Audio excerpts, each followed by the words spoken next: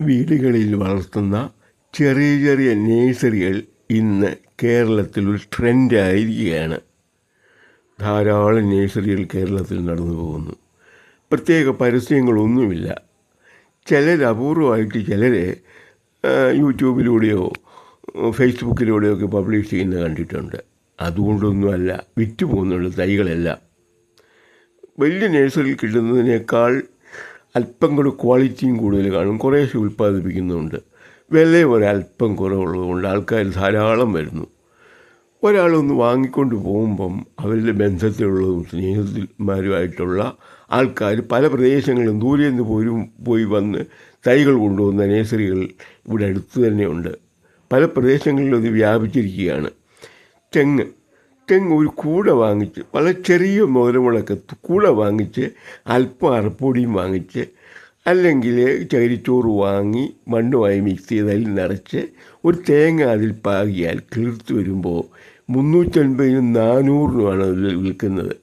ഈ കുള്ളൻ തെങ്ങുകൾക്ക് കേരളത്തിൽ നല്ല ഡിമാൻഡാണ് ഇപ്പം. എല്ലാ വീടിലും ഒരു 2-3 തയ്യെങ്കിലും ഇല്ലാത്ത വീടുകളില്ല.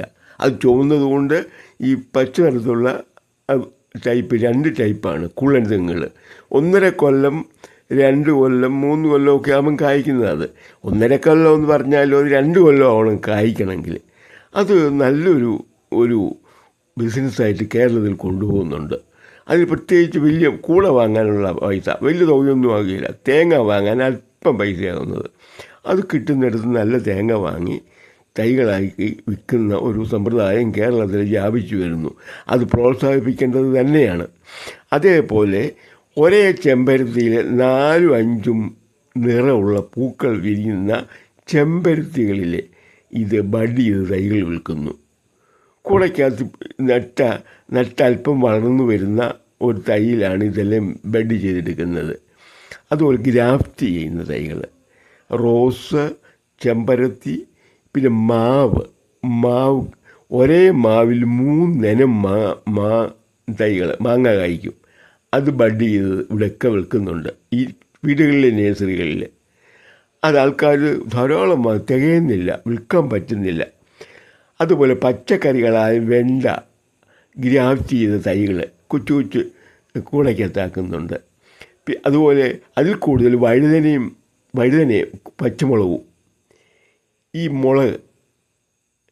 ചീനിമുളക് എന്ന് പറയുന്നത്, അത് ഗ്രാഫ്റ്റ് ചെയ്ത് ഒരു തൈയിൽ നിന്ന് അനേക തൈകൾ ഉൽപ്പാദിപ്പിച്ച് കൊച്ചു കൂടകളിലാക്കി കൂട കൊടുക്കുമ്പോഴേ കായാതെ ആൾക്കാർക്ക് വലിയ സന്തോഷവുമാണ്. അത് വാങ്ങിക്കൊണ്ട് പോകുന്നു. കുറച്ച് തൈകൾ വാങ്ങി നട്ട് അതിൽ ഏറ്റവും കൂടുതൽ കായ്ക്കുന്ന ഒന്ന് എടുത്ത് ഗ്രാഫ്റ്റ് ചെയ്യുക. കുറച്ച് മുളക് തൈയെ പാകി ഉണ്ടാക്കി അതിലേതെങ്കിലും വറ്റൽമുളകോ ഇട്ടിട്ട് അതിലെല്ലാം ബഡ് ചെയ്താണ് ഇത് ചെയ്യുന്നത്.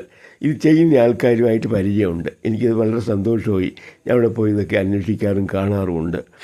അതിനൊക്കെ ഭയങ്കര ഡിമാൻഡാണ്. നാട്ടിൽ തന്നെയാണ്. വഴുതന ഒത്തിരിക്കാലം നിൽക്കുന്ന വഴുതന, കൊണ്ട വെച്ചാൽ ഉടനെ കായ്ക്കുന്ന വഴുതന കൊണ്ട വെക്കുമ്പോൾ തന്നെ ചിലതിനകത്ത് കായുണ്ട്. അങ്ങനെ കൊണ്ടുവച്ച് കഴിഞ്ഞാൽ 1 മാസം കഴിയുമ്പോഴേ കായായി തുടങ്ങും. അങ്ങനെ ധാരാളം പച്ചക്കറികൾ ഉണ്ടാക്കി വിൽക്കുന്നവരുണ്ട്. റോസ് അനേക റോസുകൾ പല 3 ഞാൻ കണ്ടത് 3 ഇനം റോസ് ഒരേ കമ്പിൽ പുഷ്പം വിരിഞ്ഞു നിൽക്കുന്നതാണ്. ഇതുപോലെയുള്ള ഒത്തിരി കാര്യങ്ങൾ മിക്കവാറും ഇത് നടത്തിക്കൊണ്ട് പോകുന്നത് സ്ത്രീകളാണെന്നുള്ളത് വലിയൊരു പ്രോത്സാഹിപ്പിക്കേണ്ടതാണ് പ്രത്യേകമായിട്ട്. പണ്ടത്തെ സീരിയലിനോടുള്ള ആ വലിയ കമ്പം പകലത്തെയെങ്കിലും ഒന്ന് കുറഞ്ഞിരിക്കുക. ഇപ്പോൾ ഇതൊക്കെയാണ് അവരുടെയൊക്കെ പണി.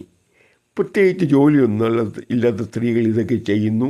നല്ലൊരു വരുമാനം വീട്ടിൽ വന്നു ചേരുന്നു. വലിയ ബുദ്ധിമുട്ടൊന്നും മാറി. ഇങ്ങനെ ഒത്തിരി ആൾക്കാർ കേരളത്തിൽ ചെയ്യുന്നുണ്ട്. ഇതിനെല്ലാം ആളുമുണ്ട്. ഗ്രാഫ്റ്റിങ്ങിനെക്കുറിച്ചും ബഡിങ്ങിനെക്കുറിച്ചും ധാരാളം നല്ല ക്ലാസ്സുകളും കള്ളത്തരമായ തെറ്റായ വാർത്തകൾ പ്രചരിപ്പിക്കുന്നതുമായ വാർത്തകൾ യൂട്യൂബിൽ കിട്ടുന്നുണ്ട്. ഇപ്പോൾ ഇതെല്ലാവർക്കും അറിയാം. അല്ലെങ്കിൽ തന്നെ ഇത് വളരെ നിസ്സാരപ്പെട്ട കാര്യമാണ് ഈ ബഡിങ്. അല്പം സൂക്ഷ്മത സ്ത്രീകൾക്കാണ് ഏറ്റവും എളുപ്പമാണ്. അവർ ചെയ്യുന്നത്രയും സൂക്ഷ്മതയോടെ മറ്റൊരാൾക്ക് ചെയ്യാൻ ഒക്കെയില്ല ഈ ബഡ്ഡിങ്.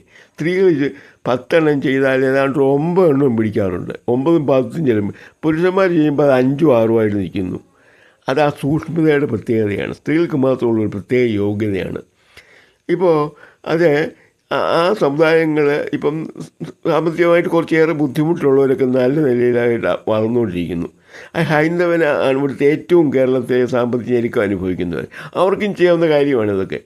ഇതെല്ലാം മറ്റ് സ്ത്രീകളൊക്കെ ചെയ്യുന്നുണ്ടല്ലോ, അവർക്ക് പറ്റുന്നതുകൊണ്ടല്ലേ. അതെനിക്ക് നേരിൽ കണ്ടപ്പോൾ മനസ്സിലായി. വളരെ ശുഷ്കാന്തിയായിട്ടാണ് ചെയ്യുന്നത്. അത് ചെയ്ത് കഴിഞ്ഞാൽ അതെല്ലാം അതിൻ്റെ വെള്ളമൊക്കെ ഒഴിക്കാൻ എല്ലാം പരിചരണം കൊടുക്കും. കാര്യം മുടക്കൊന്നുമില്ല. അത് ചെയ്ത് കഴിഞ്ഞാൽ അത് വിറ്റ് പോകുമ്പോൾ ന്യായമായ നല്ലൊരു വരുമാനം കയ്യിൽ വരുന്നുണ്ട്. ആ ഹൈന്ദവ സ്ത്രീകൾ ഇപ്പോഴും സീരിയൽ കണ്ടിരിക്കുന്നവരാണെന്ന് എനിക്ക് അധികം തോന്നുന്നു. അതൊന്ന് നിർത്തിയിട്ട് പകലെങ്കിലും സീരിയലിൻ്റെ ഭ്രമത്തിൽ നിന്ന് വിട്ട് ജോലിയില്ലാത്ത ആൾക്കാർ ഈ ബഡ്ഡിങ് തുടങ്ങാവുന്നതാണ്. ബഡ്ഡിങ് വീടുകളിൽ ഇത് ആൾക്കാർ അയൽപക്കത്തും ഇതൊക്കെ കാണുമ്പം വാങ്ങിക്കൊണ്ട് പോകും. അവരുടെ ബന്ധുക്കളോ അവരുടെ സ്നേഹിതന്മാരും ഒക്കെ ആയിട്ടുള്ളവർ വന്ന് വാങ്ങും. നമുക്കത് വിറ്റഴിക്കാൻ പറ്റും. ഈ തെങ്ങിൻ തൈ ഏറ്റവും കൂടുതൽ ലാഭം കിട്ടുന്ന ഒരു സാധനമാണ്. കൂടയ്ക്കകത്ത് വളർത്തി അതല്പം ചരിച്ചോറോ അല്ലെങ്കിൽ മില്ലിൽ പോയി ഇത് വാങ്ങുമോ, അല്ലെങ്കിൽ ചിലത് കരിയില, ഉണങ്ങിയ കരിയില കൈ കൊണ്ട് പൊടിച്ച് മണ്ണുമായിട്ട് മിക്സ് ചെയ്ത് അത് നടുന്നതും കണ്ടിട്ടുണ്ട്. അതിനൊക്കെ വെള്ളം ഒഴിക്കണം, ദിവസവും ഒഴിക്കണം, അടിക്കേണ്ടതും അല്ലാത്തതും ഉണ്ട്. ഇതൊക്കെ ഒഴിച്ച് ഇങ്ങനെ ഒരു തൊഴിലാകും, ഒരു വരുമാനമാകും. സീരിയൽ കണ്ടാൽ ഒന്നുമില്ല, എല്ലാ സീരിയലും ഒരേപോലെയാണ്. പേരേ ഉള്ളൂ മാറ്റം. കഥാപാത്രങ്ങളുടെ പേരും ഒക്കെ അതിനകത്ത് ആശയങ്ങൾ വെക്കാലും ഒന്നാണ്. അതിനുവേണ്ടി സമയം കളയാതെ ഈ ബുദ്ധിമുട്ട് ഒത്തിരി അനുഭവിക്കുന്ന ഹിന്ദു സ്ത്രീകൾ ഈ രംഗത്തേക്കൊന്ന് വരാമെങ്കിൽ ബുദ്ധിമുട്ട് കുറച്ചൊന്ന് കുറഞ്ഞിരിക്കും. ഇതാർക്കും ചെയ്യാവുന്നതാണ്. സ്ത്രീകളാണ് ഞാൻ പലരും കണ്ടിട്ടുള്ളത്, സ്ത്രീകളാണ് ചെയ്യുന്നത്. പുരുഷന്മാർ നിയന്ത്രണമുണ്ട്, കൊണ്ട് വിൽക്കാനും കാര്യങ്ങൾക്കും ഒക്കെ അവരെ പ്രോത്സാഹിപ്പിക്കുന്നവരുണ്ട്. ഇത് സൈക്കിളിൽ വെച്ച് കെട്ടിയ ടൂ വീലർ മോട്ടോർ സൈക്കിളിൽ ഇത് കൂടയ്ക്കകത്ത് വെച്ച് കെട്ടി കുറേ തൈയും കൊണ്ട് രാവിലെ ഇറങ്ങി വിൽക്കുന്ന വീടുകളും എനിക്കറിയാം. അതൊക്കെ വിറ്റ് പോകും. ഒരു 10-15 ഒരു ഈ മീൻ വണ്ടി പോലുള്ളൊരു പച്ചമീൻ വിൽക്കാനുള്ളൊരു ഉള്ളതുകൊണ്ടല്ലോ ചതുരത്തിലുള്ള പ്ലാസ്റ്റിക്, അതിനകത്ത് കൊള്ളുന്നത് അടിക്കടിക്കടിക്കടിക്ക് ചെറിയ കൂടകൾ വെച്ചിട്ട് അതും കൊണ്ടാണ് രാവിലെ ഇറങ്ങുന്നത്. അത് വിറ്റ് കഴിയും. ഉച്ച കഴിയുമ്പോഴേക്കും എല്ലാം വിറ്റ് കഴിയും. ഒരു ലാഭമാണത്. പുരുഷന്മാരങ്ങനെയും ചെയ്യുന്നുണ്ട്, ചെയ്യുന്നവരല്ല. എന്നാൽ പുരുഷന്മാർ ചെയ്യുന്ന നേഴ്സറികളുമുണ്ട്.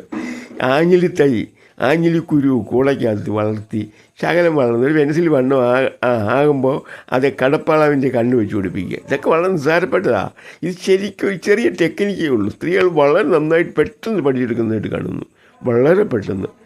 അങ്ങനെ ചെയ്ത് എടുത്ത അല്പം നേരത്തെ കായ്ക്കുകയും ചെയ്യും. കടപ്ലാവ് തന്നെയല്ല, വളർച്ച അല്പം കൂടുതലുമാണ്. ആഞ്ഞിലി തയ്യ് ഇങ്ങനെ കടപ്ലാവ് ഒടിപ്പിച്ചത് ഞാൻ കണ്ട തയ്യ്. ആ കണ്ട് നല്ല ശക്തി കൂടയ്ക്കകത്ത് വളർന്നു വയ്ക്കുന്നു.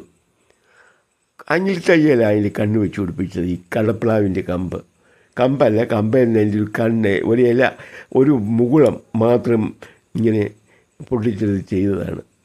അവർ ചെയ്യുന്നത് ഞാൻ കണ്ടു.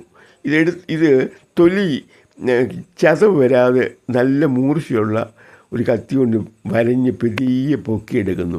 അത് ഉടയാതെ നോക്കുന്നു. കൈ അകത്ത് തൊടാതിരിക്കാൻ അവർ ശ്രദ്ധിക്കുന്നു. അത് ഞാൻ ശ്രദ്ധിച്ചായിരുന്നു.